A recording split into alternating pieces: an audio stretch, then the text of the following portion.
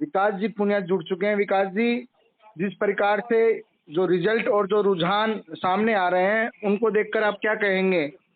पूरी बाजी ही पलट गई, जिस प्रकार का आरोप लग अपने रहा आप था। में एक बहुत ही चौंकाने वाला परिणाम रहा है और जिस तरह से राजेंद्र गुढ़ा को वोट मिले हैं, ये अपने आप में आगामी विधानसभा के जो भी चुनाव होंगे उसमें एक नया सेक्टर, एक नया समीकरण लेकर आएगा।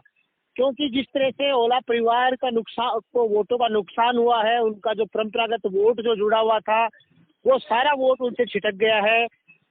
लग रहा है कि एक बार स्थिति, हालांकि अभी कुछ राउंड बाकी हैं, हो सकता है कि वो दूसरे नंबर तक आ जाए। हालांकि अभी 12 इतने राउंड के बाद में भी तीसरे नंबर पे चल रहे हैं, लेकिन हो सकता है कि अब कुछ जो राउंड हैं उनमें हो सकता है दूसरे नंबर पे आ जाएं। लेकिन ये एक बहुत बड़ी बात है, जिस तरह से राजेंद्र गुढ़ा इतने सारे वोट लेके गए हैं, उससे ये लगता है कि आने वाला जो चुनाव होगा वो ओला परिवार के लिए बाद में झुंझुनू लोकसभा का चुनाव हो, झुंझुनू विधानसभा का चुनाव हो या झुंझुनू की राजनीति में ओला परिवार का जो कद है वो घटेगा। जी कृष्ण। विकास जी, 15 राउंड हो चुके हैं, 61,145 वोट भाजपा को मिले हैं, 30,300 वोट पे कांग्रेस है और निर्दलीय जो राजेंद्र गुड्डा है वो 29,891 वोट पर खड़े हुए हैं। तो दूसरे और तीसरे का जो अंतर है वो काफी कम वोटों का अंतर है। जिस प्रकार से आप कह रहे हैं कि हो सकता है कि जो पूरा राउंड होने के बाद, पूरे परिणाम आने के बाद हो सकता है कि कांग्रेस तीसरे नंबर पर भी रहे या दूसरे नंबर पर आ जाए। राजेंद्र भामू 30,845 की लीड से आगे चल रहे हैं 15 राउंड के बाद। तो ये इतनी बड़ी जो लीड है, क्या भाजपा की तरफ लोगों का रुझान था या फिर राजेंद्र गुड्डा ने पूरे समीकरण ही चेंज कर दिए? देखिए, अभी निश्चित ही ओला परिवार या कांग्रेस के लोग ये जरूर सोच रहे होंगे कि किसी भी तरह से हम कम से कम 2 नंबर पे आ जाए, ताकि हमारी जो बेइज्जती है वो कम से कम हो। क्योंकि जो झुंझुनू विधानसभा या झुंझुनू लोकसभा ओला परिवार का गढ़ रहा है, और ये भी वहां पर वे तीसरे नंबर पे जाएंगे तो निश्चित ही एक बड़ा धक्का उनको लगेगा। आने वाली जो राजनीति है उनमें उनका बड़ा कद घटेगा। इसलिए निश्चित ही कांग्रेस के लोग अभी ये भगवान से दुआ कर रहे होंगे कि किसी तरह से हमें 2 नंबर पे रखा जाए, किसी तरह से इतने वोट आ जाए कि 2 नंबर पे रह जाए, चाहे 1 वोट से ही हो लेकिन 2 नंबर पे रह जाए। इससे एक बड़ा, यदि वे तीसरे नंबर पे जाएंगे तो एक बड़ा मैसेज उनके खिलाफ जाएगा, कांग्रेस के खुद के खिलाफ जाएगा, ओला परिवार के खिलाफ जाएगा। रही बात यदि जो जिस तरह से जीत का अंतर बढ़ रहा है, निश्चित ही बड़ी बात ये है क्योंकि ये एक उपचुनाव था जिसमें सरकार पूरा ताकत लगाती है। सरकार, आप देखिए कितनी बड़ी बात थी कि मुख्यमंत्री भजनलाल शर्मा खुद 2 बार झुंझुनू आए, पहले नामांकन करवाने आए, उसके बाद में सभा करी। झुंझुनू के में मंत्रियों की पूरी फौज यहाँ थी। तो ये निश्चित ही जो उपचुनाव होता है वो कहीं ना कहीं सरकार के साथ जाता है। लोगों को भी लगता है कि इस बार अभी सरकार जो है वो भाजपा की है, उनके साथ रहेंगे तो निश्चित ही जो छोटे मोटे उनके काम होंगे वो होंगे, इसके अलावा विकास भी होगा। और इसलिए ये जो बढ़त मिली है वो 2 चीजों से मिली है। एक तो जिस तरह से समीकरण बने हैं, कांग्रेस का जो परंपरागत वोट राजेंद्र गुढ़ा के पास चला गया, दूसरा जो लोगों को सरकार के साथ रहने का मौका मिल रहा था, उसकी वजह से ये इतनी बड़ी जीत जो है वो भाजपा को मिलने जा रही है। विकास जी, एक चीज और पूछना चाहूंगा आपको कि आपसे कि जिस प्रकार से समीकरण बने हैं, आप जिस प्रकार से राजेंद्र गुड्डा की भी चर्चा कर रहे हैं और भाजपा सत्ता में है वो बात भी आप बोल रहे हैं, लेकिन ओला परिवार इतना कमजोर, मतलब 9 महीने पहले वो झुंझुनू का लोकसभा का चुनाव जीतते हैं और 8 या 9 महीने के बाद इतनी कमजोरी आने का कारण क्या मानते हैं? क्या जो ओला परिवार का, जो जिस प्रकार से आपने भी अपने समीकरण में बताया था कि ओला परिवार लोगों से कम मिलता जुलता है, तो यही क्या कारण रहा कि लोगों से मिलना जुलना उनका कम रहा? 9 महीने में जीतने के बाद वो लोगों के बीच नहीं गए। उपचुनाव होने वाले थे उस समय तो उनको लोगों के बीच जाना चाहिए था। क्या ये भी आप एक फैक्टर मानते हैं इसमें? देखिए, जो ओला परिवार की जो तुत्ती बोली है उसमें जो बड़ा योगदान रहा है वो राजस्थान ही नहीं, भारत के जाटों के कद्दावर नेता रहे सीसराम ओला का जो लोगों से मिलना जुलना था, जिस तरह से उनके राजनीतिक समीकरण थे, जिस तरह से लोगों से जुड़ाव था, दिल्ली में आए हुए लोगों का स्वागत होता था। और दरअसल जो सीसराम ओला ने खेती की थी, विजेंद्र ओला तो वही खेती काट रहे थे अब तक। उनका व्यक्तिगत रूप से कोई योगदान नहीं रहा है।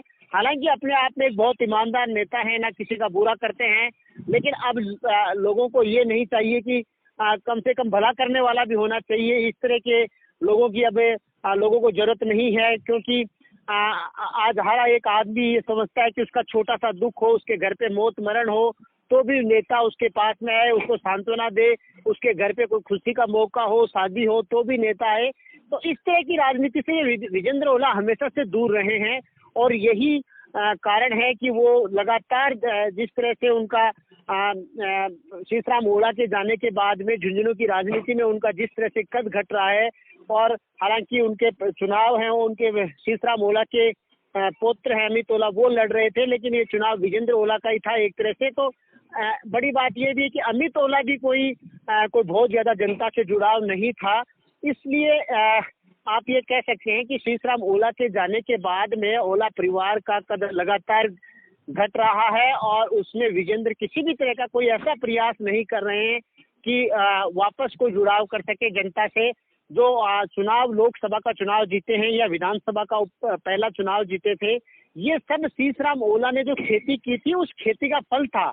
इनका उगाया हुआ कुछ भी नहीं है, और अब जो इन्होंने उगा रहे हैं वो सारा का सारा खराब हो रहा है। जी कृष्ण विकास जी, जिस प्रकार से आपने ये चीज बताई है कि भी क्या ये इस बार का जो उपचुनाव था ये विजेंद्र ओला के चेहरे पे ही क्या चुनाव लड़ा गया है, और वही विजेंद्र ओला का जो चेहरा है वही क्या हार रहा है? मेरा पहला सवाल तो ये। दूसरा सवाल मेरा आपसे ये है कि शीशराम ओला के नाम से उन्होंने राजनीति की है, क्या अब समय आ गया है कि विजेंद्र ओला भी अपने चेहरे के नाम पर राजनीति करे?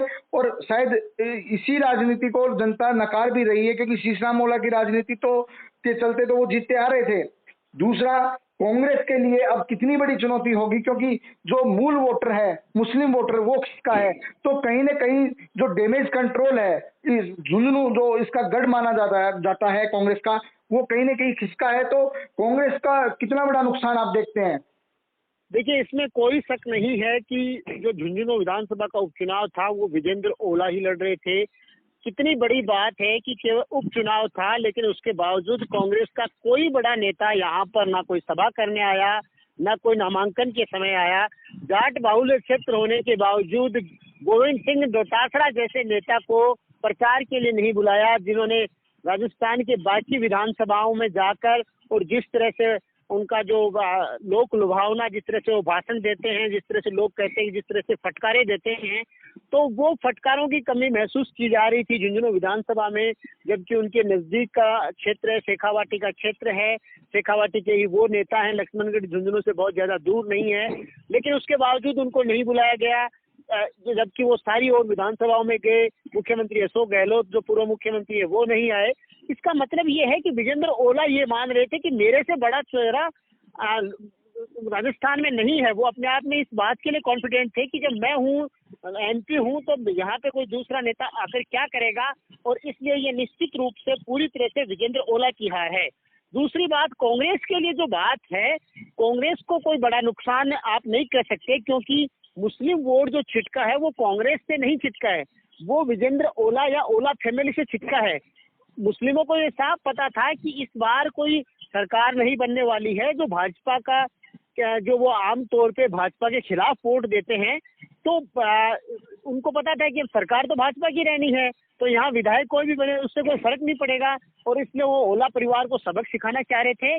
कांग्रेस को यहाँ मुश्किल नहीं आने वाली है। उपचुनाव के बाद में जब भी विधानसभा चुनाव होंगे, उसमें यदि वापस कोई भी जो कांग्रेस का प्रत्याशी खड़ा होगा, मुस्लिम वोट उसके साथ लगेंगे, पूरी ताकत के साथ लगेंगे, और इसलिए कांग्रेस के लिए नुकसान नहीं है। ये बड़ा जो नुकसान जो हुआ है वो ओला परिवार और विशेषकर विजेंद्र ओला के लिए है। विजेंद्र ओला की उम्र भी हो चुकी है, अब वे कोई बहुत ज्यादा परिवर्तन लाने की स्थिति में ना तो अपने स्वभाव में है और ना ही झुंझुनू जिले की राजनीति में लाने की स्थिति में है। ऐसे में यदि ओला परिवार को वापस उठना पड़ेगा, तो जो आगामी पीढ़ी है, अमित ओला है, उनकी पत्नी आकांक्षा ओला है, उनको फील्ड में उतरना पड़ेगा, उनको जनता के बीच में जाना पड़ेगा, तभी ओला परिवार जो है वो वापस सर्वाइव कर पाएगा। विकास जी, जो भाजपा के जो राजेंद्र भामू हैं, इतनी बड़ी जीत के बाद क्या झुंझुनू जिले को कुछ सौगात भी मिलने वाली है? क्योंकि कहा यह गया था जब उपचुनाव में जो भी भाजपा के बड़े लीडर आए थे, तो उन्होंने कहा कि आप जितनी बड़ी जीत आप देकर भेजेंगे उतना बड़ा आपका सम्मान किया जाएगा। क्या झुंझुनू के लिए कुछ मिलने की संभावना आपको लगती है इतनी बड़ी जीत के बाद? देखिए, ये तो राजनीति के जुमले होते हैं। जब भी चुनाव आता है, बड़े बड़े नेता बड़े बड़े वादे करके जाते हैं, और ऐसा कोई लग नहीं रहा कि निकट भविष्य में कोई बहुत बड़ा फायदा झुंझुनू को होने वाला है। राजेंद्र भामू जरूर व्यक्तिगत तौर पे एक एस्टेब्लिश्ड लीडर झुंझुनू के बनेंगे, और आगामी जो समय आएगा उसमें निश्चित ही वो भाजपा के एक बड़े चेहरे के रूप में सामने आएंगे। इसके अलावा यदि उनके आगे बढ़ने की बात करें तो ये भी हो सकता है, क्योंकि वे पूरी आर्थिक रूप से सक्षम हैं, सौम्य चेहरा हैं, लोगों से जुड़ाव भी रखते हैं, और एक अच्छी छवि उनकी जनता के सामने है, अच्छी छवि उनकी भारतीय जनता पार्टी में है। इसलिए उनके आगे बढ़ने की पूरी संभावनाएं हैं। हो सकता है कि आगामी जब भी मंत्रिमंडल बने तो हो सकता है कि उनको मंत्री पद मिल जाए। लेकिन आप झुंझुनू के कोई बड़े फायदे की बात करें तो वो मंत्री बनेंगे, यदि उनकी विधानसभा में चलेगी तो निश्चित ही कुछ तो फायदा होगा ही, लेकिन कोई बहुत बड़ा फायदा है कि अचानक रातों रात कोई बड़ा फायदा मिल जाए, ऐसी कोई संभावना नजर नहीं आती है। विकास जी, लास्ट सवाल मेरा ये है कि जो सट्टा मार्केट है, जिसने जिस प्रकार के भाव भाजपा के खोल रखे थे, जो सट्टा मार्केट कहीं ना कहीं इस पूरे चुनाव में, उपचुनाव में कहीं ना कहीं मालामाल जरूर हुआ है, क्योंकि जिस प्रकार भामू को लेकर सट्टा किया गया था, तो ये अब हो सकता है जो सूरजगढ़ के जो उपचुनाव की स्थिति बनी हो, वैसी स्थिति फिर बनती हुई आपको दिखाई दे रही है सट्टा मार्केट के हिसाब से, क्योंकि 8 पैसे में लोगों ने काफी खाई वाई की है इस बार उपचुनाव में। देखिए, ये तो निश्चित ही है कि ना तो सट्टा बाजार को, ना राजनीतिक विश्लेषकों को इतनी बड़ी जीत की उम्मीद नहीं थी। मैक्सिमम 15 से 20 हजार के आसपास की जीत राजेंद्र भामू की मानी जा रही थी। तो ये कुछ आंकड़ों में परिवर्तन निश्चित ही हुआ है, एक बड़ी जीत हुई है, तो निश्चित ही जो नुकसान जो सट्टे बाजार को है उनको भी होगा। राजनीतिक विश्लेषकों ने भी जो कयास लगाए थे वो भी फेल हुए हैं। हालांकि जो मतलब लगभग 20,000 से ऊपर की जो लीड थी वो सट्टा बाजार नहीं मान रहा था। 20,000 से जो नीचे का जो मान रहे थे, निश्चित रूप से भामू की जो जीत मान रहे थे, तो निश्चित ही कोई बहुत बड़ा नुकसान का आकलन तो नहीं किया जा सकता, लेकिन कुछ हद तक सट्टा बाजार भी फैल हुआ है। और लीड का जो कयास लगाना था, लीड की जो संभावना थी, वो पूरी तरह से सट्टा बाजार उसका आकलन नहीं कर पाया, और उसका नुकसान उसका खमियाजा उसे भुगतना जरूर पड़ेगा। विकास जी, जो झुंझुनू के जो चुनाव हुए थे अभी 9 महीने पहले, क्या सेम वही रिपीटेशन हो गया है ये चुनाव? क्योंकि जिस प्रकार से उस समय भी ऐसे समीकरण बने थे, विजेंद्र ओला ने बहुत बड़ी लीड हासिल कर ली थी, और यही त्रिकोणीय और यही सारा, क्योंकि राजेंद्र भामू उस समय निर्दलीय होकर चुनाव लड़ रहे थे। क्या बबलू चौधरी अगर निर्दलीय होकर चुनाव लड़ते इस बार, तो क्या कुछ समीकरण में आप मानते हैं कि चेंज होता? देखिए, यदि बबलू चौधरी चुनाव लड़ते भारतीय जनता पार्टी के बागी होकर, तो कांग्रेस के लिए वापस अपने आप में एक सेफ सीट होती। इसमें कोई किंतु परंतु नहीं था, क्योंकि जैसे ही बबलू चौधरी ने चुनाव से अपना नामांकन भरा भी नहीं था, उन्होंने जैसे अपना नाम वापस लिया, उसके साथ ही एक माहौल बन गया कि अब जो चुनाव है वो भाजपा के पक्ष में जा रहा है।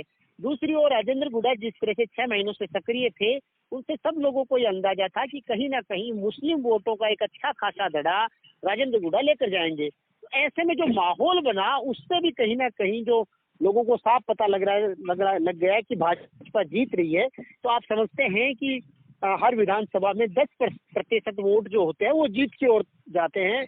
उनको ज्यादा समीकरणों से मतलब नहीं होता, वो देखते हैं कि कौन जीत रहा है, उसकी तरफ वो मतदान होता है। तो ये जो माहौल बना, और जिस तरह से सट्टा बाजार ने भी क्लियर कर दिया, राजनीतिक विश्लेषकों ने भी क्लियर कर दिया कि जीत है वो भाजपा की जा रही है, और इसलिए एक बड़ी लीड हो गई। यदि बबलू चौधरी चुनाव लड़ते तो निश्चित ही ये सारा माहौल अलग होता, और ये जो सीट है वो कांग्रेस के पक्ष की होती। जी विकास जी, 17 राउंड के बाद भाजपा को 68,746 वोट मिले हैं, और कांग्रेस को 34,475, और निर्दलीय जो राजेंद्र गुड्डा है वो 32,575 वोट पर खड़े हुए हैं। और जो दूसरे नंबर पर हालांकि कांग्रेस चल रही है, लेकिन अंतर काफी कम है निर्दलीय और कांग्रेस के बीच, और 34,271 मतों से भाजपा आगे है। 17 राउंड की गिनती हो चुकी है, 22 राउंड होने हैं। क्या लग रहा है क्लियर, आपको क्या लग रहा है कि क्या अब कुछ बदलाव हो सकता है दूसरे और तीसरे को लिए? क्योंकि भाजपा तो अब लड़ाई जो है वो दूसरे और तीसरे की होने वाली है। प्रथम की जो लड़ाई सारी अपने आप में खत्म हो चुकी है, और अब विश्लेषक या जो चिंतक हैं यही समीक्षा कर रहे हैं कि इतनी बड़ी लीड कैसे मिली, इतने बड़े चुनाव, इतने बड़े अंतर से कैसे मामू जीते। लेकिन जो दूसरे और तीसरे की लड़ाई है, मैं स्पष्ट तौर पे ये कह सकता हूं कि कांग्रेस निश्चित रूप से 2 नंबर पे आएगी। और अब तक जो गुढ़ा कहीं ना कहीं जो बराबर की टक्कर दे रहे थे, अब वो दूसरे और तीसरे नंबर की टक्कर में राजेंद्र गुढ़ा पिछड़ जाएंगे और अमित ओला जो है वो निश्चित ही दूसरे नंबर पे आएंगे। क्योंकि अब जो है कांग्रेस पार्टी है वो ऐसा कहीं पर भी नहीं होता कि जहां पे उनके मत बिल्कुल भी नहीं हो।